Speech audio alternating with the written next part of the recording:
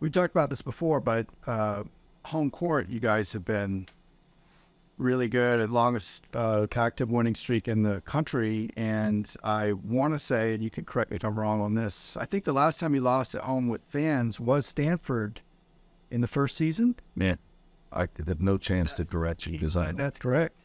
I don't know, and it's not high on my care list either. Okay. Yeah. I guess the question is, how have you gone about building this into a home haven? Good teams win at home, so we got good players. Good players, but they care. Like I've said many times, our guys on our team have been extremely loyal to the school, to the program. Especially obviously the older guys on our team. So gives you a chance to build something, and they're good players. But all you got to do is turn on the TV. Most teams are constructed of multiple transfers. This team's special. We don't have one, because we didn't need one, because our guys didn't transfer. Our guys didn't go to free agency, in the open market and all that type of stuff that goes on today. So, and you have a rare guy like a Jaime Jaquez that,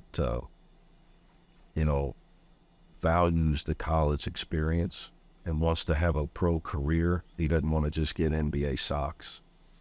That's my terminology for, just you get the socks, get the summer league, and you go and then play in the G League, but you get the socks. He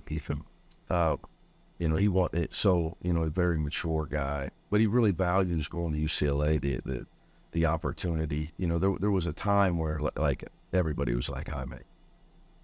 Yeah, and going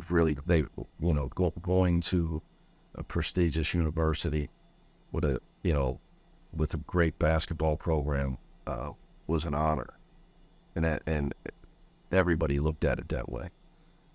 Where now it's a vehicle to get to the pros. That's just how it is. It's it's okay, but we reap the benefits of Jaime, Tiger, Dave, Kenneth, Jalen Clark, even, Russ helps us. I've said that in practice. He does a great job for us in practice. So continuity. There's nothing special on your question about home, this and that.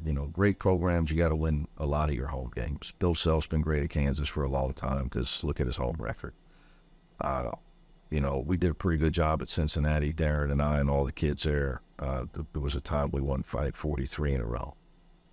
So, and it's just a byproduct of having a consistent, really good program. But you're not going to have that without players. So that's why I talk about the players, because in this day and age, loyalty is pretty much a thing of the past. But we're fortunate to have some great kids.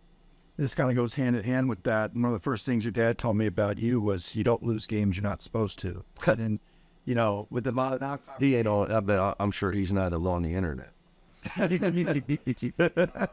kind of goes hand in hand with building a long home winning streak, though, right? Because you don't have letdown games.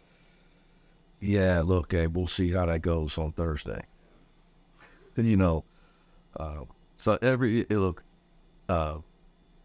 that's for Alex to put out stats, you guys to research that stuff. I think I just say this, there was a time I was a young coach. You studied you studied guys that built programs. And in college basketball, you have to win at home. Or you're never going to build. You're just not going to build what you want to build if you don't plant a flag at home. It's just, you have to find a way to do it. If you think you're going to go out and make NCAA tournaments by going undefeated on the road, you're in trouble.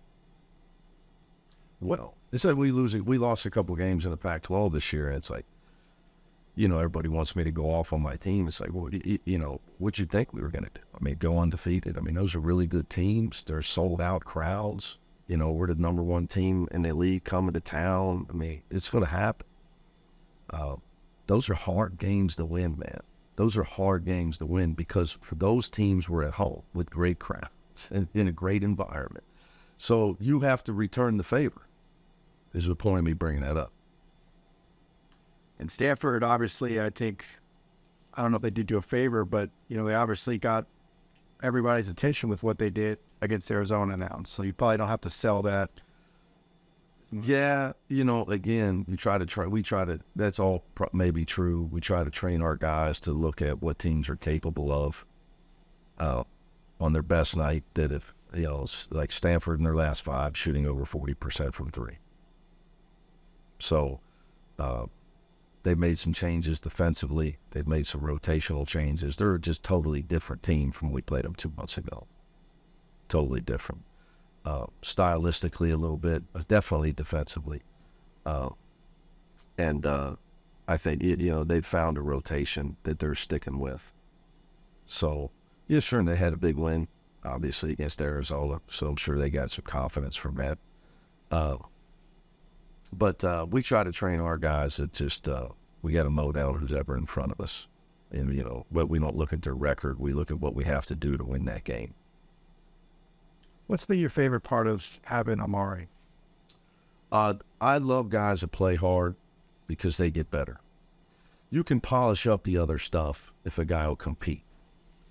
The thing that go, like if I was, you know, front office executive, that's what I wouldn't, if I couldn't get the answer to that, I could care less about length, height, you know, skill, height, upside. If I watch a guy and he doesn't have a ticker and he won't physically compete, I can tell you that guy's got no shot in the NBA. Because those guys, you know, for all their drama, those guys play hard, man. They're trying to take their guys, you know, we're talking about some tough dudes that can play, and they're not messing around. They like those big contracts they got. You know, you just got no chance without the competitive toughness and the being able to show up and play hard. And he has that.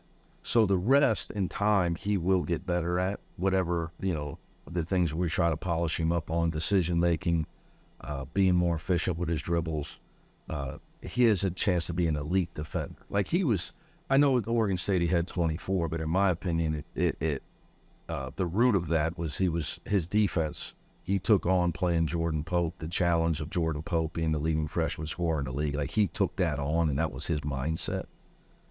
And see what happened for him offensively.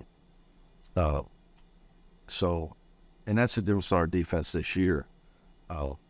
Would be him, Dylan, and Jalen Clark they're on the ball ability to just not just not get beat, but also put massive pressure on guys on the ball. But you know, and you know, look, obviously, you know how I am. That there's been times where we've had our moments, you know, where I've had to put my foot down, you know, because you know some of these kids haven't had anybody tell them, look, it's not an option. Well, I tell you to do something. But Amari takes it like a man. So he's been great. He seems very, just watching him, I don't know, even Keel's kind of a cliche, but he seems very just level in his emotion and the way he competes and just his demeanor. He's very intelligent. Very intelligent. Very intelligent kid. So one thing I give, like, the reason Amari's here is he saw the big picture. He wasn't concerned, never asked me a question about NIL, never asked me a question about how I was going to use him, what position he was going to play. You know, he wanted to go to UCLA since he came here. Obviously, he committed twice. But his big picture, what's best for him to get better, not skip steps. That was his term to me. Yes, usually an adult, you know, the coaches say that. You know, so, and he knew how I was. You know, we're going to play to win. You're going to have to listen. And that's not always easy, man. I'm well aware of that. So, but it's like eating vegetables, though. It's good for you. Which you got to give him credit that he knows that. You know, that's why I said he's intelligent enough to know that coming here and being coached is good for him. It's like putting money in the bank as far as for his development for his pro career. Looking at what Jaime has done this year, I think he's highest rebounding rates, offensive and defensive, of his career. Health, I would say, Dave, being healthy. But how rare is that for a fourth-year guy who's has started basically every game of his college career to up all of those effort stats, block rate, steal rate, and also up in his fourth year? Well, I would say he we all know he was playing hurt last year, so that could have some effect. It also could go back to my recruiting spiel of, this day and age, it's, is college a vehicle to just get to the pros, or would you be mature enough to know you need to improve, and what places improve players? So for all those that want to say, that he's tough, they're hard, UCLA, they're this, they're that. Their guys all get better. Just look at it, from Johnny's not playing to national star to Jaime Jaquez, gets better every year. Defensively, rebounding, shooting, everything. He's improved in all areas. Jalen Clark, people want to know why we signed him when he committed. Look at him now. So you do get better by being coached, not just by rolling the balls out, but saying, good job, guys. It might be good for people to actually be held accountable and to get coached. And it's not always easy. But Jaime's, his toughness level's off the charts. But I would say the bounce in his step for the rebounding is he played hurt all year last year, and he feels like yesterday, Monday's a light day for us.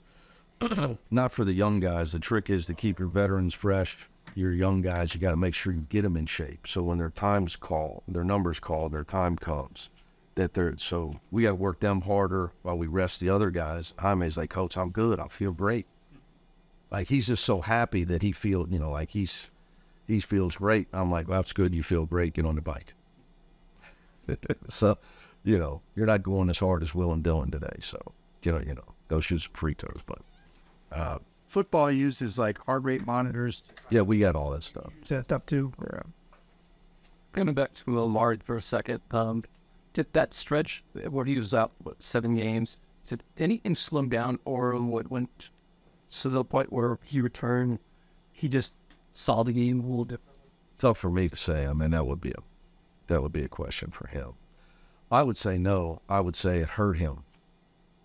When you're young, you need all the game experience you can. I would say, the fact that he was rusty at USC, but he's tough. He's just such an elite competitor that he just overcame it. But there's no way it was good for him, in my opinion. But it shows you the fact that he can overcome that.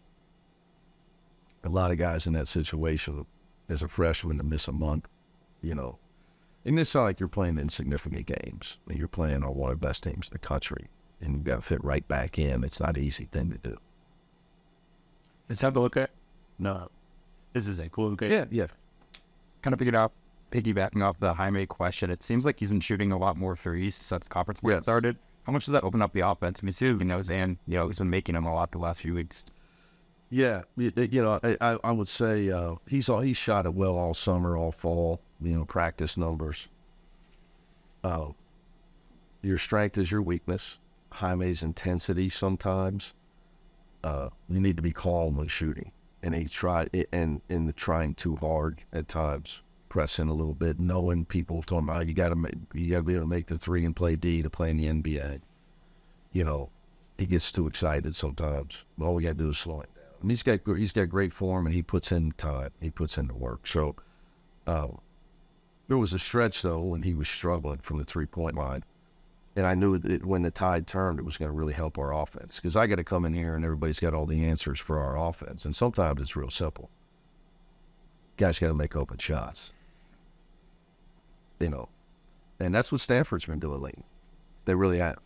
Your Ken Palm's green across the board, except there's one red. I think it's like what's the difference between their green and red? Green is great, red is not so good. I think it's like free throw rate. Yeah, we don't shoot a ton of free throws, but we don't give many up either. And that would be go go back to where I'd love to be able to get it down the ball more. Teams that shoot a lot of free throws, their big guys tend to draw a lot of fouls, or they have a guard that's great at drawing fouls, which goes back to Amari. Something that I still want to work with him on. He's so athletic, he tends to hang in the air and avoid the foul to score. Where a guy like Dave Singleton, maybe not as athletic. Where you see Dave's going to draw the foul because there's no hanging in the air like Amari and I used to do. So, I think that's an area where he can continue to improve. I'd like to see Jalen Clark do it as well, because drawing fouls is huge. Huge.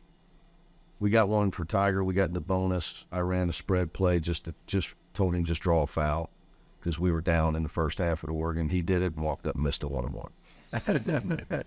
So sometimes the best laid plans. But he's a veteran guy. They were being aggressive. We spread it out. I said, just get the guy to foul you. So, we're very cognizant of the bonus, the penalty, and when the other team's not in it, where we can turn up the heat because a foul or two is not going to give them free throws, and also when we are. So I would like to improve in that area.